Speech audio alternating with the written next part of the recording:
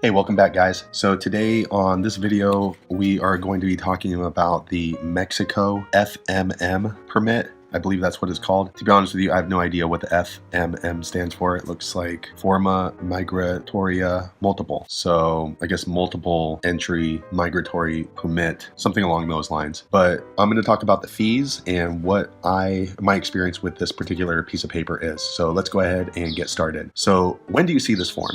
So I go to Mexico pretty often, and I go there a couple of different ways. I'll either fly in, or I live in California, so I'll just walk across the border. When you walk across the border, they're going to require to see your passport, and they also require you to fill out this form. It's actually a longer form, but they keep half of it and then they give you this half. So if you're going to be in Mexico for less than 7 days, all you need to do is just fill out the required information. So like your name, passport information, and your flight number, and sex, date of birth. This one they didn't even ask me to put my date of birth on, but there's two pieces to the form. There's this one, and then there's going to be a second portion like that, and they're almost the same. They're almost identical as far as the information that's required. So you'll need to fill it out twice, once on that form and this side, and then they just cut it right here on the perforated form, and then they give you this copy. So this is your permit to be inside Mexico, so you want to keep it with you when you are there. I usually just kind of keep mine together with the passport. And again, if you're there less than 7 days, there's no fee for this. This is just to kind of track you, and then they'll let you know right here at the bottom. Mine says 180 days, but if you're there less than 7 days, they're going to ask you how long you'll be there. Just tell them 6 or so, and then they'll write that in there, 6 days, and then they stamp it. So therefore your permit here is good for 6 days past whatever date is stamped here. So what if you are going to be staying longer than 7 days? Well, if you're going to stay there longer than 7 days, then they will charge you, I believe it's around $25. It was something around $25 that I paid for this permit, because I go back and forth pretty often. Rather than filling out this form every single time, I asked them, can I have 180 days in Mexico? So they agreed, and they sent me over to their little bank. So what happens, you go through the immigration line, they'll help you fill out this form, and then before they stamp the form, they tell you to go over to their quote unquote bank, which is just a little office that's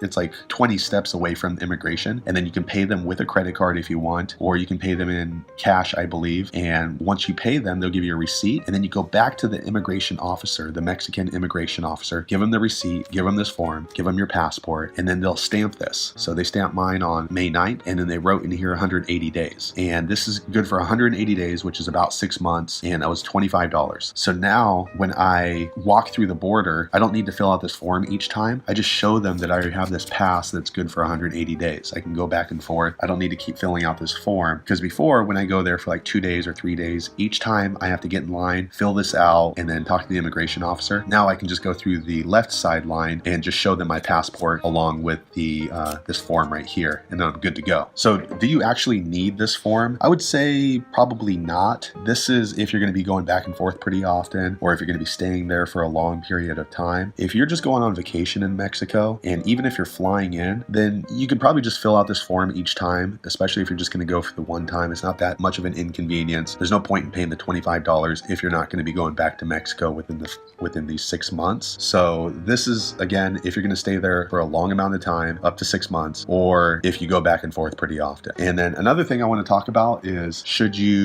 how should you keep this? So it's just a flimsy piece of paper, so I didn't want to lose it. So I asked the immigration officer if I can just staple it into my passport, and that's what I did here. So here's my passport, and here's one of the pages here, and I just had them staple it in there. As you can see, there's one staple there holding it in.